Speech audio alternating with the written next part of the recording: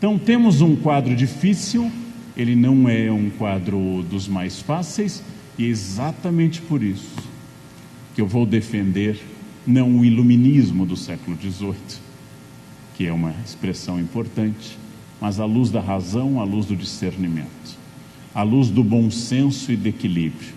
E quero para isso lembrar aos senhores as coisas que não mudam, não mudavam com a minha avó, não mudam comigo, não mudarão com os meus netos. Aquilo que nunca mudou na história da humanidade, para que a gente tenha discernimento para separar o que é substantivo central do que é adjetivo secundário, do que é o eixo, do que é o adereço, do que é superficial, do que é estrutural. Vou apresentar naturalmente uma posição subjetiva. Aplico essa luz da razão a tudo, vamos lá, força, 1, 2, 3. A pensar que a circunstância neste momento, ela faz as pessoas tomarem a parte pelo todo e julgarem o momento aqui e agora.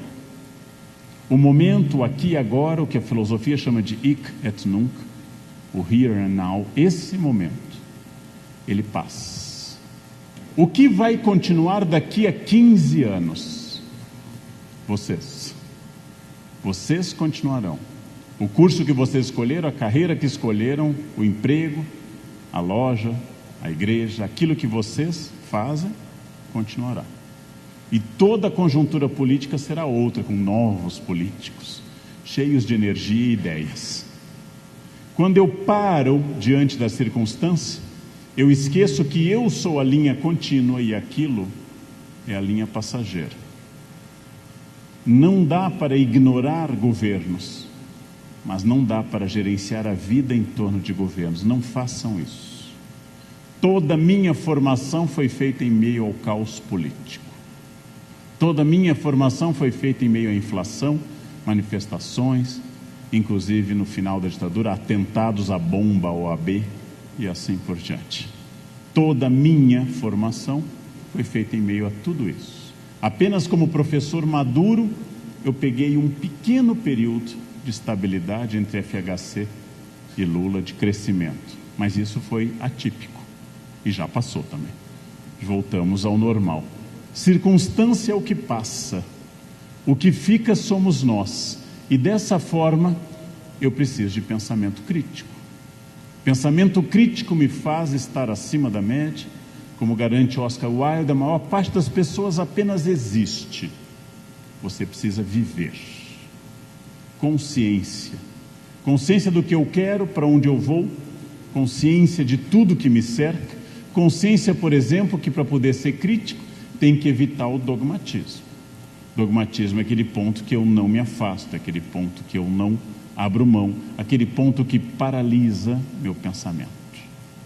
Dogmatismo é um ponto negativo, dogmatismo é um horror, porque dogmatismo é aquilo que impede que eu cresça. Pensamento dogmático é inimigo da filosofia. Pensamento dogmático é um ponto cego, é uma área difícil. Ele pode ser em qualquer campo, apesar da palavra parecer sempre religiosa. Olha que fofinho. Um dos problemas mais graves da vida humana é a zona de conforto. O que é a zona de conforto? Exatamente aquilo que me torna feliz. Entre 15 e 35 anos, a maior parte das pessoas na nossa tradição está muito esforçada no estudo, na constituição de carreira e de família. Entre 15 e 35 anos, quase todas as pessoas se formam em alguma coisa, casam, lutam pela sua casa, se não forem ricas e não ganharem de presente, lutam para aprender a dirigir, lutam para aprender a namorar, lutam para aprender a casar, lutam para aprender a educar filhos, lutam para constituir o seu espaço no mundo. Entre 15 e 35 anos. É um período de menos dinheiro do que depois disso, mas é um período de muito entusiasmo. É um período em que a gente ganha menos do que virá a ganhar depois. É um período que a gente está sempre no risco de meter os pés pelas mãos e, não obstante, é um dos períodos mais interessantes da nossa vida.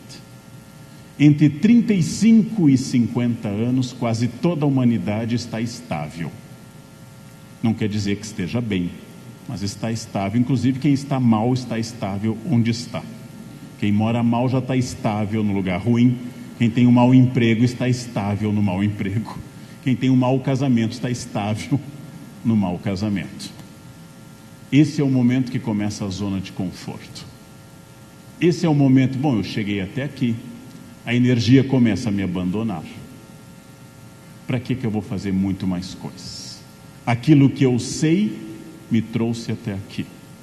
Aquilo que eu não sei poderia me levar, mas este é o momento conhecido. Eu até diria um pouco, talvez subjetivamente, que nós homens somos ainda mais inclinados à zona de conforto. Nosso lugar no sofá, a televisão e comida. Garantida essas três coisas, controle remoto, claro, a vida masculina vai até as bodas de ouro sem grande questionamento. Zona de conforto é uma inimiga. Eu já sei um pouco de inglês e está dando. Afinal, aqui em Santa Cruz a gente não fala muito inglês. Então está dando. Não preciso estudar muito mais que isso, né? Eu sei o verbo to be, eu sei cantar uma musiquinha, né? Eu faço assim quando tem a Frozen, eu acompanho a princesa, né? Let It Go, eu sei cantar junto. Então, estudar, eu não preciso de mais inglês do que isso. Meus alunos me perguntam na Unicamp, professor, que língua a gente deve começar a estudar? Eu sempre recomendo português. Começa estudando português. Quando você dominar medianamente, passa para o inglês. Depois vai escolhendo as outras. Lei universal sem exceção. Toda relação, toda empresa, toda escola, todo cérebro que não está recebendo, está perdendo. Tudo que não está crescendo está diminuindo. Tudo que não está se expandindo está encolhendo. Tudo aquilo que não está se renovando está morrendo. No momento que eu digo meu casamento está bom, é o início do fim dele. No momento que eu digo que a minha empresa chegou ao ponto estável, é o início do fim dela. No momento que eu digo isso é o que eu preciso saber, meu cérebro diz bye, farewell. A gente se vê na próxima vida. No momento que eu não estou acrescentando ao cérebro, no momento que eu não estou inovando, no momento que eu não estou lançando o desafio que a pessoa que casou há 22 anos, no meu caso, não existe mais. Logo eu preciso reinventar essa relação, porque aquela pessoa não existe mais. Eu preciso reinventar, e se eu não reinventar, morre. No momento que eu faço isso, eu faço um esforço para sair da zona de conforto. Como está a minha vida? Como está meu corpo? Como está a minha renda? Lembrem, ninguém é rico pelo que ganha. As pessoas são ricas ou pobres pelo que gastam. Quanto ganha, unifica muita gente. Quanto se gasta, diferencia todas as pessoas. É uma decisão. Nem todos podem melhorar imediatamente, mas todos podem melhorar. Zona de conforto é o inimigo. O que te faz feliz é teu inimigo. Aquela coisa agradável que faz você ficar em casa sábado, olhando uma TV que não lhe entusiasma, esse é o início do fim. Esse é o início do fim de tudo. O desafio de produzir algo e de sair de um aquário menor para um aquário maior. Metáfora aqui de uma zona que eu conheço, vai significar o esforço do pulo, o sacrifício do novo. E aí é uma coisa fascinante. Minha orientadora me contou que durante a década de 60 militou num partido de extrema esquerda, minha orientadora na USP, e foi torturada, presa e torturada. E o torturador, durante 3 dias, deu uns choques, deu uns tapas. No 4º dia surgiu um novo torturador, e ela disse que teve o maior medo da vida dela, porque ela não sabia o que o outro faria. Até torturador cria a zona de conforto. Você se acostuma até com o torturador, até com quem lhe incomoda. Voltamos à noção de casamento do início da minha fala, né? Nós nos acostumamos com tudo, com absolutamente tudo. Nos acostumamos com todas as coisas e vamos criando zonas de conforto. Tudo aquilo que te torna aconchegado, quentinho e gostoso é o seu inimigo. Tudo que lhe incomoda, usando uma frase do meu colega de Unicamp, grande amigo, infelizmente falecido, professor Rubem Alves: ostra feliz não produz pérola. A pérola é fruto de um incômodo, um grão de areia que entrou na ostra. Sem esse incômodo, aquilo que Paulo chamava de espinho na carne, sem esse incômodo, você tem um problema. Felicidade nos deixa preguiçosos e felicidade engorda. Felicidade engorda muito. Infelizmente, a tristeza também engorda. Esse é o terrível. Esse é o terrível de tudo. Bem, meu inimigo é meu ponto cego. Ponto cego é aquilo que eu não consigo refletir. Ponto cego clássico, filhos. Ponto cego clássico, religião. Ponto cego clássico, time de futebol. Ponto cego, convicção política. Aquilo que eu não consigo refletir é uma zona um pouco burra da minha existência. Eu preciso refletir e olhar com clareza para as coisas, para que elas não tenham este poder sobre mim. Ponto cego é fundamental, vamos lá. E Sartre nos diz, o filósofo francês do século XX, que o medo à liberdade é o nosso maior medo. Nós temos medo de sermos livres porque a liberdade implica angústia. Muita angústia não aumenta a felicidade, mas muita angústia é fruto exatamente da escolha que eu tenho. Hoje nós temos escolha absoluta para escolher profissão. Ao contrário, há 200 anos seria meu pai que determinaria isso. Eu tenho liberdade absoluta para escolher com quem eu vou casar. Eu tenho liberdade para o meu código suntuário, meu código de roupa. Cada um se veste da maneira que bem entende. E nem por isso nós somos mais felizes do que há 100 anos. Nós associamos liberdade de escolha à felicidade. Isso é um equívoco. Isso é um equívoco. A felicidade não nasce da liberdade de escolha. O príncipe Hamlet disse, eu repeti numa palestra na Fiesp, eu seria feliz numa casca de noz, se a minha cabeça permitisse. E a casca de noz é a metáfora do cérebro humano. Eu seria feliz. O medo à liberdade é o medo que Sartre tantas vezes tocou, tantas vezes trouxe, porque eu me refugio na crença. O conforto da crença é uma coisa muito importante para todos nós, porque com a crença nós temos que pensar no desconforto do senso crítico, no desconforto daquilo que me faz sair da minha zona de conforto. E isso não é fácil. Isso não é fácil. Nossos preconceitos precisam ser observados com objetividade. Eu preciso olhar para as coisas sem o peso do sujeito e mais com as coisas como elas são, com objetividade. Olhando com objetividade, aumenta a minha capacidade de pensar sobre as coisas e eu saio dos idealismos. Isso é a Branca de Neve, depois de alguns anos. Aquilo que a história nunca conta. Depois de uns anos que o príncipe a despertou, ela está com 4 filhos, um cachorro que defeca na sala e um príncipe entediado olhando Faustão aqui. E ela está com 2 filhos reclamando que ele não a ampara. Isto é diferente do "e foram felizes para sempre". Quem trabalha com idealismo e não com a realidade tem uma tendência a sofrer bastante. Sartre disse que primeiro vem a existência, depois a essência. Primeiro tem a família que eu tenho, primeiro o corpo que eu tenho, primeiro a amizade que eu tenho, depois a que eu gostaria, a essência, o ideal. Com tudo isso, fugindo de idealismos, eu consigo uma mudança para tentar entender posições que são divergentes.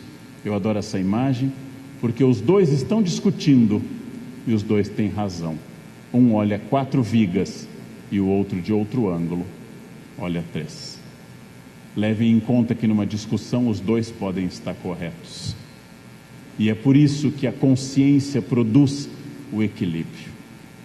Já disse dezenas de vezes na internet, já disse em livro e repito a vocês: só me ofendo se eu não me conhecer. Toda vez que eu me ofendo é porque eu não me conheço.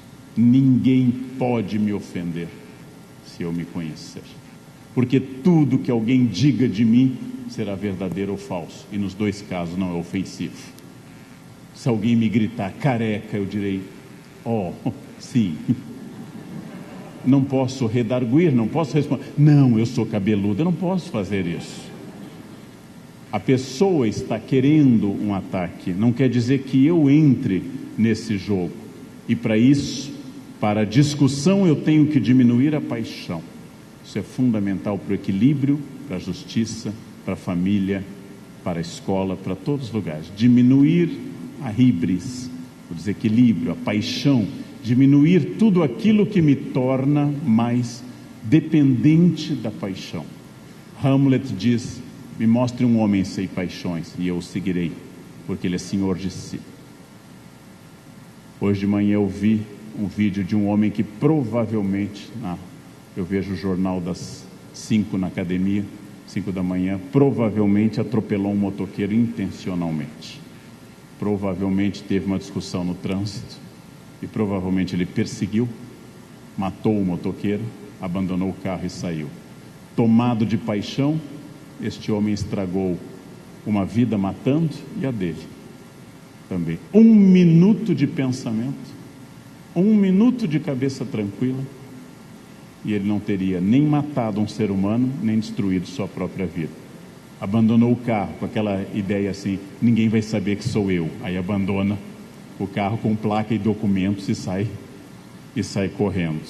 A paixão é um defeito, porque eu preciso, para pensar, ter conexões claras. E aí uma distinção importante entre conhecimento e dados. As pessoas confundem, já que a internet tem todos os dados que eu preciso, elas interpretam então que a internet proporciona conhecimento. A internet só tem dados. O conhecimento é dado pela conexão das informações. O fato de ter na internet todas as receitas do mundo não quer dizer que os médicos de hoje sejam melhores do que há 20 anos. O fato da internet ter todas as poesias do mundo não quer dizer que surjam mais poetas hoje do que há 50 anos. Conhecimento é dado pela conexão. E eu tenho liberdade para pensar? Essa é uma das perguntas mais importantes a fazer na vida. Eu consigo pensar de verdade? Eu sou livre para pensar? Eu consigo tomar a decisão de pensar? Essa é uma escolha muito importante. Para isso, passos. Superar o preconceito. Preconceito é um obstáculo à felicidade. Existem dezenas de preconceitos, estou escrevendo um livro sobre eles, mas os 4 mais importantes, em parte eu já citei. Racismo, misoginia, desconfiança do feminino, homofobia e a demofobia, o horror ao povo ou ao pobre. O preconceito contra os pobres, o preconceito de raça, o preconceito de gênero, tanto contra homens homossexuais, mulheres homossexuais, contra as próprias mulheres heterossexuais ou não, esses preconceitos atrapalham a vida. Eles mostram as minhas dores, eles mostram toda a extensão dessas dores. Assisti em São Paulo na semana passada uma peça protagonizada por uma transexual, e a peça se chamava O Evangelho de Jesus, Rainha do Céu, no qual essa transexual encarnava Jesus e lembrava uma coisa que nenhum teólogo discordaria dela, e eu a cumprimentei pelo enfoque. Jesus não veio buscar gente honrada. Jesus não veio atrás do fariseu, do saduceu, do homem da lei, do estável, do tradicional. Jesus procurou prostitutas, cobradores de impostos, gente sem eira nem beira. Jesus jantou com eles. Jesus perdoou a adúltera. Jesus frequentou lugares que os outros judeus não frequentariam. Ou seja, o essencial do cristianismo é o pecado, a natureza humana, a fraqueza, e não o orgulho daquele que diz: nunca traí minha mulher. Porque nisso está uma vaidade tão terrível, que é quase um pecado maior do que se ele tivesse sido adúltero. Bem, além de ser uma mentira. Então essa ideia do preconceito É uma ideia que tem que ser superada pelas pessoas. E outra coisa que tem que ser superada é a noção de trabalho como castigo. Se vocês imaginam que é o único momento feliz da semana é a hora final de sexta-feira, vocês estão cometendo um erro biográfico profundo. Não pode, com 8 horas por dia, ao longo de toda a semana, vocês imaginarem que só existe uma hora feliz, porque isso tornará a vida de todos um inferno. O trabalho é uma instância para eu me tornar socialmente produtivo. O trabalho é fundamental para isso. O trabalho é o modo como eu me insiro numa sociedade. O trabalho estabelece relevância social. Tudo bem que não precisa chegar segunda-feira com um bom dia entusiasmado, isso é um exagero. Pessoas que entram na escola ou na empresa de bom dia são perturbadas. As pessoas são perturbadas. Segunda tem que ser um bom dia discreto. Bom dia, aí começa a trabalhar. O trabalho cansa, mas se ele esgota, é um problema. É lícito que o corpo esteja cansado sexta-feira. É bom desejar o feriado. É agradável projetar as férias. Mas se o trabalho me esgota, é um problema estrutural. Eu estou no lugar errado. Um dos itens que eu acabei de ler num livro sobre felicidade na Dinamarca é a facilidade com que os dinamarqueses mudam de emprego quando não estão felizes, inclusive de área, quando não estão felizes com alguma coisa. Trabalhar é fundamental. E aí uma outra pista importante: estar onde vocês estão. Debati isso com meu colega Clóvis de Barros Filho, colocamos no texto Felicidade ou Morte, a ideia dele, e eu reproduzo como ideia dele. Clóvis enfatizou numa palestra de lançamento do livro, mas a ideia dele, que se eu imagino que o momento seguinte é o momento feliz, eu invalido o momento atual. Eu, Leandro, vou sair daqui correndo, viajar mais de 3 horas de carro. Vou chegar a São Paulo provavelmente entre 1h30 e 2 da manhã. Acordarei às 4 para ir para a Feira do Livro em Porto Alegre. Depois da feira eu tenho uma palestra na Fierex, no Rio Grande do Sul, à tarde. Volto correndo, porque eu tenho uma aula na Globo no dia seguinte, no Rio. E se eu começo a pensar assim, eu vou fazer com que a experiência nesse momento fique ruim. Porque eu vou estar pensando, vou falar bem rápido, porque eu preciso ir rápido para outro lugar, e chegando rápido no outro lugar, eu preciso ir rápido para o outro. Aprendi há muito tempo, isto é meu, que ao chegar num lugar eu tenho que estar no lugar, inteiramente no lugar, mesmo que depois tenha muita coisa. Estar inteiramente aqui, porque não há nenhum outro lugar no mundo que eu devesse estar, a não ser aqui, neste salão, nesse momento, falando a vocês. Estou inteiro aqui. Assim que acaba eu fico neurótico de novo, mas nesse momento eu estou aqui. Conta o professor Clóvis, e a história é ótima, e quando ele estava no primário diziam que bom era o ginásio. Quando ele chegou ao ginásio disseram que a vida começava no ensino médio. Quando ele chegou ao ensino médio disseram não, é a faculdade que vai lhe trazer luzes. Ao entrar na faculdade garantiram que seria o estágio. A faculdade não ensina nada, a gente só aprende no estágio. Ao chegar no estágio disseram não, é quando você for efetivado que a felicidade começa. E ele era efetivado e disseram, agora você foi efetivado, você está nesse patamar menos 15, se você trabalhar duro 30, 45 anos, você vai chegar ao topo da pirâmide alimentar. E lá é que está a felicidade. E a pessoa chega, alcança a meta, chega lá. E chegando lá, dizem, pronto, chegou a aposentadoria.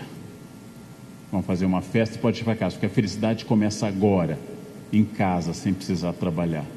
E como quase todas as pessoas trabalharam muito, começam a ter problemas de saúde ao se aposentar, não acham um novo lugar na vida, se aproxima da morte, e finalmente chega o padre ou o pastor e dizem a coisa mais decisiva, não se preocupe, bom mesmo, é lá em cima, aqui não é nada.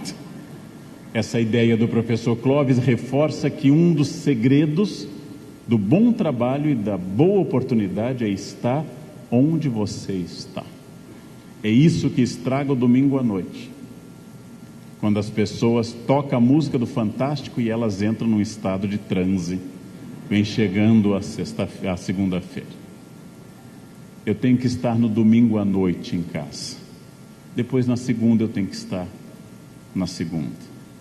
Talvez eu nem chegue até a segunda. Então é melhor aproveitar aquele momento. Concepção de trabalho como sofrimento é uma concepção equivocada, porque o trabalho associado à ética é a garantia do sucesso. O trabalho acompanhado de ética é a base para o sucesso.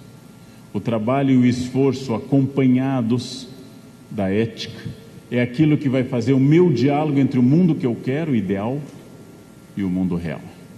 Entre as coisas que eu posso mudar e as que eu não posso. Entre aquilo que eu coloco como meta e aquilo que eu realizo.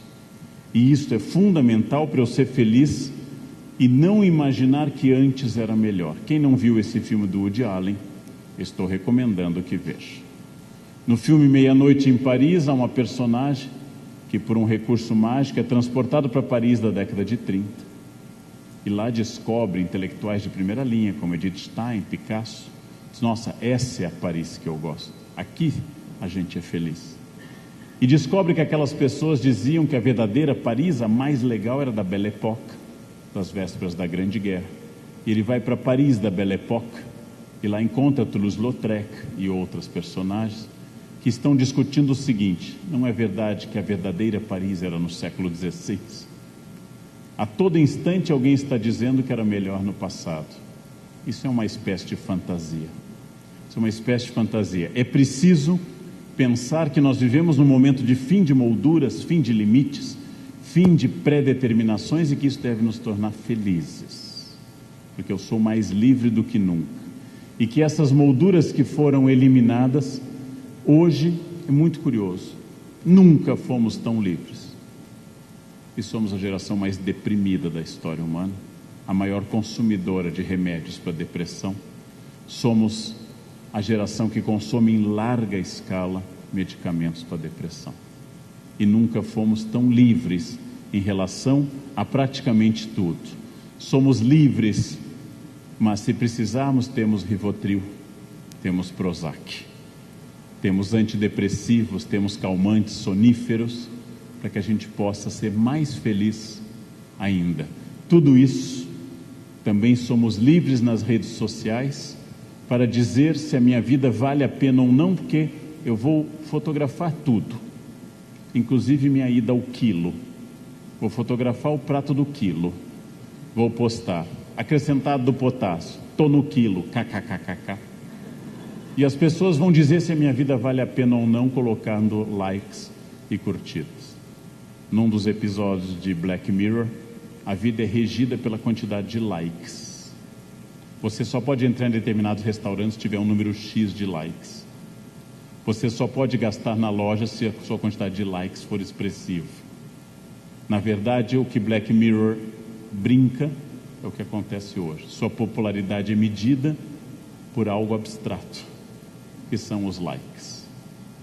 Na verdade, há muita coisa a ser dita sobre isso, mas eu diria que por um problema administrativo, a nossa era de liberdade é a era de solidão, e o celular é a grande muleta da solidão. Não é importante assistir uma palestra de Leandro Carnal, isso é irrelevante, tanto faz, já vi várias na internet. O importante é ter uma foto ao lado dele e postar na rede: estou aqui com o Carnal, kkkk. Carnal é meu amigo, lol, lol, lol, lol. RS, RS, RS.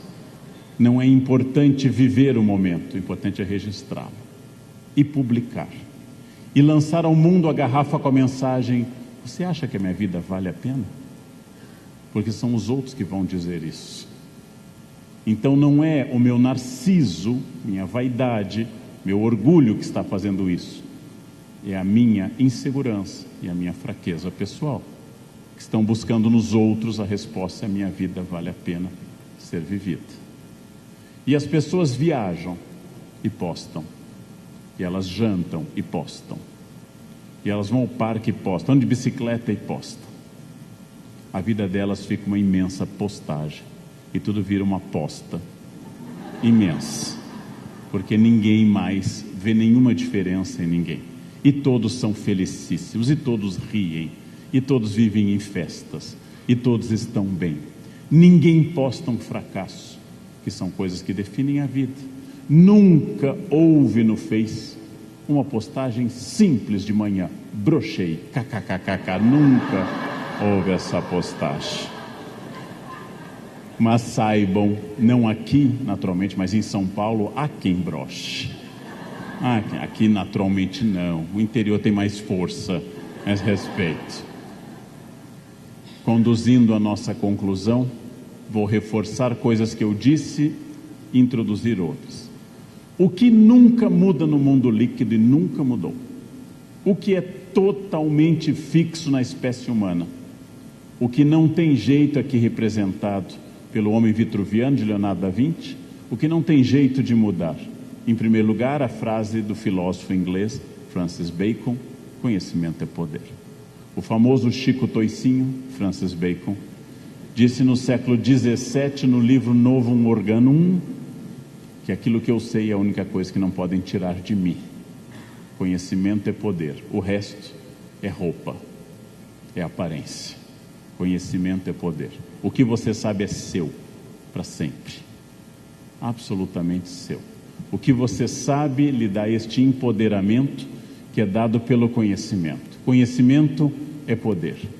A ética é a única coisa que faz uma vida, um casamento, uma amizade, uma carreira duradouras. Eu posso enganar as pessoas, mas não para sempre. Em algum momento, e esse é o castigo que Etienne de La Boétie diz, e eu usei num café filosófico, em algum momento, o meu cúmplice vai me delatar. Porque pessoas éticas têm amigos e os canalhas têm cúmplices. Logo, a única coisa que leva a vida para sempre é a ética. Um homem ético é aquele que está no chuveiro, toca o celular e diz para a mulher: atende. Olha que homem, que coisa notável. Vê quem é. É sua colega de trabalho, vê o que ela quer. Seus amigos estão mandando fotos, abre, vê que fotos são essas. Como sabem que eu sou casado, devem ser obras de arte, devem ser fotos de estátuas da cidade e assim por diante, né? Porque eu não teria um amigo tão cafajeste a ponto de mandar pornografia para minha própria casa. Ou seja, a ética é duradoura. Há empresas hipotéticas, vou partir de uma hipótese, que ganharam milhões, é uma hipótese num país X, uma empreiteira ganhou milhões tendo caixa 2, ganhou muito e já perdeu mais, e perdeu o valor agregado, e perdeu liberdade dos seus comandantes. Se ela tivesse crescido menos, eticamente, ela estaria hoje bem, mas ela decidiu crescer mais. A ética corresponde ao crescimento seguro, a não ética corresponde ao anabolizante. Tem efeito, mas tem uma consequência terrível a médio e longo prazo. Combate ao preconceito que eu insisti desde o início. Todo preconceito que vocês identificarem é um atraso de vida, é algo que tem que ser combatido. Mostra a insegurança de vocês, a dor de vocês, não deve ser passado adiante, não deve ser feito piada, não deve ser comentado, porque representa um defeito de caráter. Preconceito é defeito de caráter e insegurança. Se você sente no fundo da sua alma podre um preconceito, é um problema seu. Não espalhe, não conte piadinha, não seja nunca cafajeste, nunca diga bobagens, nunca repita esse tipo de coisa, porque só mostra a sua limitação intelectual e a sua imbecilidade. Guarde o preconceito, sufoque, não dê ar, não dê água para que ele morra um dia. Não espalhe, porque é um sinal de imbecilidade.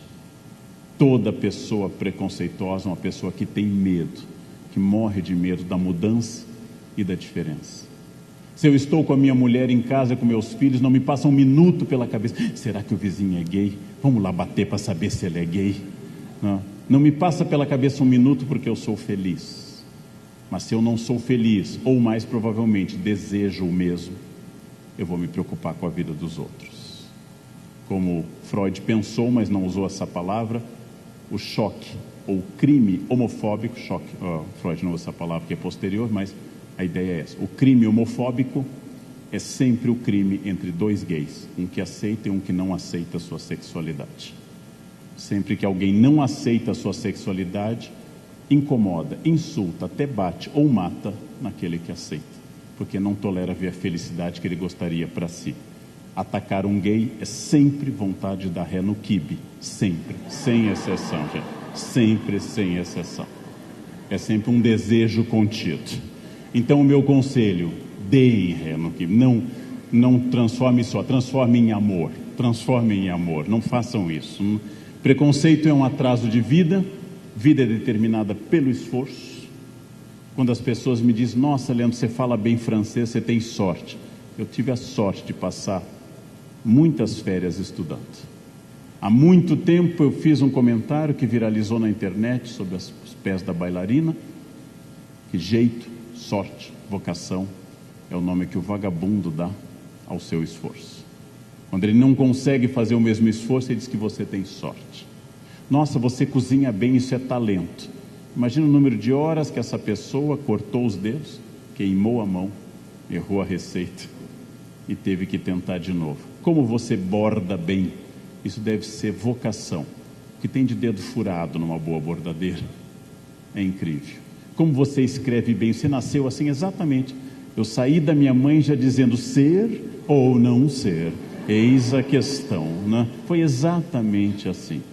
Nossa, você fala alemão? Eu estava andando um dia na Paulista, olhei para o céu e caiu o alemão na minha cabeça. Foi assim, e desde então eu falo. Tudo que eu consegui é fruto de horas tiradas do sono e do lazer.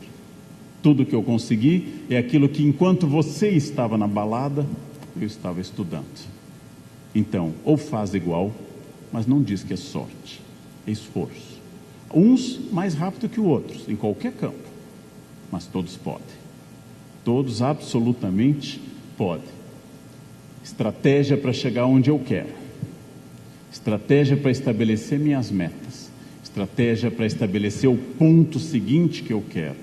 Estratégia para saber o que eu quero para o ano que vem, para a semana que vem e para hoje. Avaliação do erro. Se eu não avaliar meu erro, eu repito. Errar é humano, isso é a definição do erro. Eu sou humano porque eu erro. Todo ser humano erra. Alguns com uma intensidade incrível, mas todo ser humano erra. Todos nós erramos.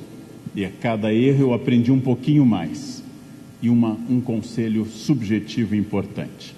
Selecione as pessoas certas para a sua trajetória. Não carregue semi-amigos nessa trajetória. Não carregue gente que gosta de vocês medianamente. A vida é curta para ter semi-amigos. Tenham apenas amigos. Quantos eu posso ter? Não dá para dizer, mas é muito pouco provável que um ser humano possa ter mais que 5 amigos íntimos. É muito provável que ele tenha 2 ou 3, porque pressupõe cultivo, dedicação, afeto. Amigo é caro, ele se reproduz, ele tem filho, tem que dar presente. Depois ele se reproduz de novo, depois ele casa de novo e tem mais filho.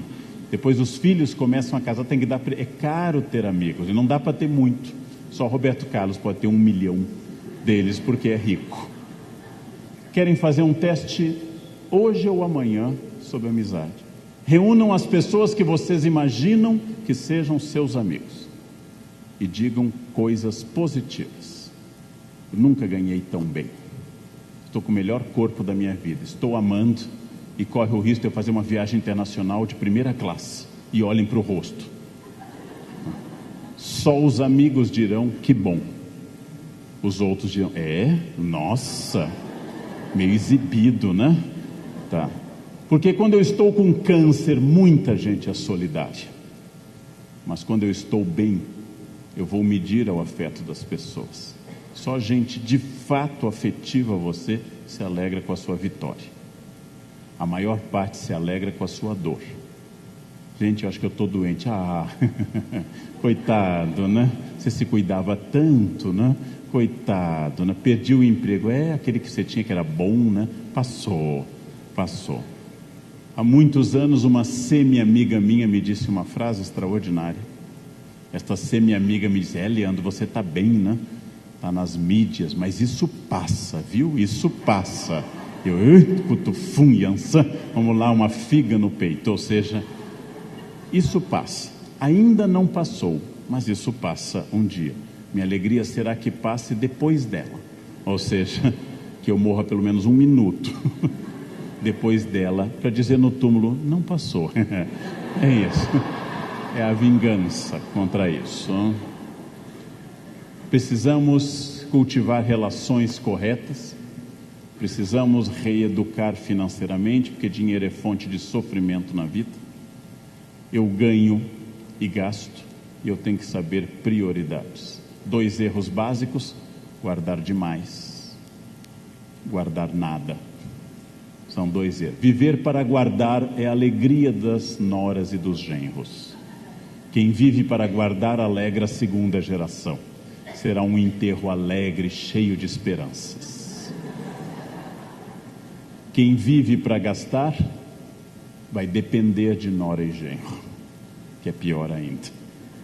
Então, saber gastar na medida. Eu realmente preciso do iPhone 14 Mega Plus Ultra Buster, com 6 câmeras digitais em 3D, que dança, aconselha, e a Siri deita comigo ainda e fala coisas, ou o meu telefone atual ainda é bom?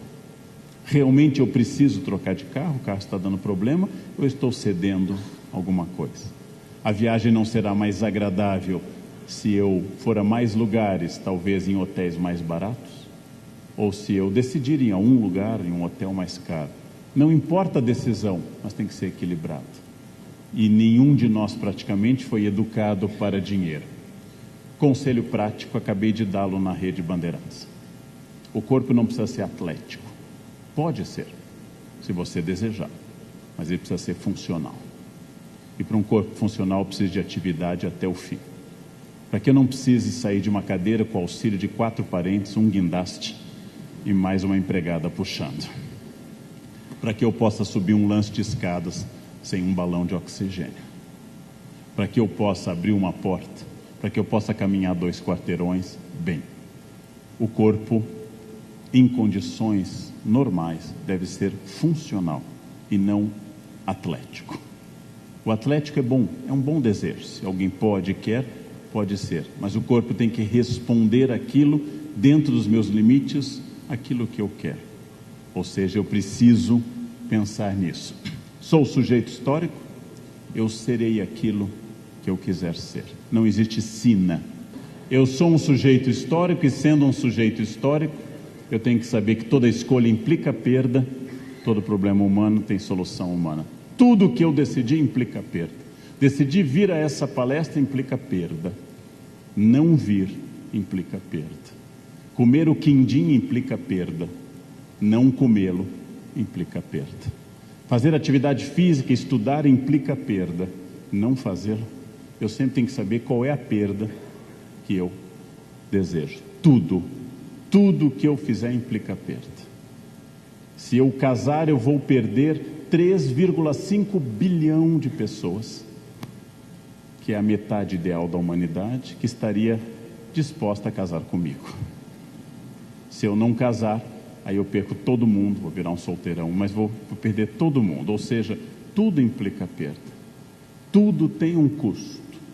Tudo tem um custo. Resta saber que na vida, como diz os americanos, não há almoço grátis. There's no free lunch.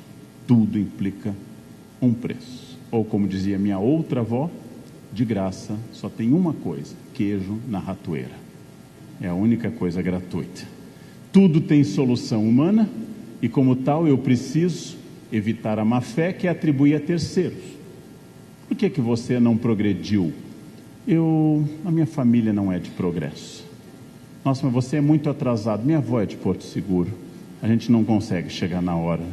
Mas você só pensa em trabalho. Meu bisavô era japonês, está no sangue. Está no sangue. Sangue, gente, é A, B e O, só. E não tem nenhum traço cultural no sangue. Sangue transmite várias coisas, nenhuma delas culturais. Sangue transmite várias doenças, mas nenhuma delas é cultural. Ou seja, má fé é atribuir a terceiros. E eu gosto muito dessa imagem, conduzindo à conclusão, da Bob Carlyle, americana, que mostra o homem se fazendo. Essa deve ser a síntese de um projeto de vida. Eu sou perfectível. Eu não estou pronto, eu não sou perfeito. Perfeito em latim é feito até o fim, perfectum. O fim é só a morte. Eu sou perfectível. Eu tenho uma parte pronta, eu tenho outra parte que eu estou me esculpindo. Eu tenho pontos que eu tenho que melhorar, eu tenho pontos que eu tenho que vencer. E tenho partes já prontas, obviamente. Eu sou perfectível. Essa imagem da Bob Carlyle é a imagem de alguém que tem consciência que não existe destino, que é senhor de si mesmo, que não tem karma, que não tem energia. Respeito todas as propostas religiosas sobre vidas passadas. Uma médium me disse uma vez que eu usei cabelo para seduzir pessoas em outra vida. Logo vim nessa para aprender a não usar. Respeito as posições religiosas. Porém, eu me faço dentro dos limites do humano. Tem coisas que eu não controlo. O avião arremete em Congonhas. Eu não controlo isso. É só um controle do meu esfíncter anal, né? Quando ele sobe de novo, eu tenho que me manter concentrado para evitar vexame. Posso tentar parecer simpático. A senhora do meu lado me gritou: minha Nossa Senhora Aparecida. Eu disse: olha, eu sou especialista em religiões. A especialista em aviação é a Nossa Senhora de Loreto. Ela é a padroeira dos aviadores. Então, a Aparecida vai receber o ofício até ela mandar para o setor da Loreto. O avião já se foi. Não? Pensem 1 minuto no corpo de vocês, na renda, na família, no projeto de vida, e imaginem, tudo é escolha minha. Eu escolho tudo? Não. Independente do que eu fizer, eu vou morrer. Mas eu me cuido. Vai ser um cadáver hidratado, bonito, vai para o caixão, bonito, pele. Mas eu malho todos os dias. Vai ser um cadáver com 5% de gordura, bonito no túmulo. Todo mundo vai dizer: parece que está vivo. Olha, eu não posso em nenhum momento evitar a morte, mas o que acontece entre os dois momentos sobre os quais eu não tive interferência, o nascimento e a morte, é fruto da minha escolha. Dentro de limites, meu corpo é meu. Dentro de limites, minha renda é minha. Dentro de limites, minha família é minha. Dentro de limites, meu emprego é meu. Meu conhecimento é meu. Quantas línguas você fala? Exatamente e unicamente quantas você decidiu estudar. Só. Nunca haverá uma que vem de bônus. Nunca haverá uma mais ou uma menos. Mas eu quero falar só inglês. É um bom projeto de vida, é uma língua vasta. Bom, eu vou ser o que eu vou ser. Eu terei o que eu decidi ter. Eu sou o homem que se faz. Mas eu vou errar muitas vezes. Volta a prancheta, reelabora. Inclusive, elabora se vale a pena o custo daquela empreitada. Por vezes não vale a pena. Por vezes não vale a pena. Se você tem que abrir mão de muitas coisas importantes, talvez aquele objetivo não vale a pena. Avalie o custo. É uma das fórmulas mais simples da vida e uma das mais expressivas. Você é dono do seu destino, você é dono da sua vida. E com isso, gente, façam eu adoro isso. Muito obrigado pela atenção.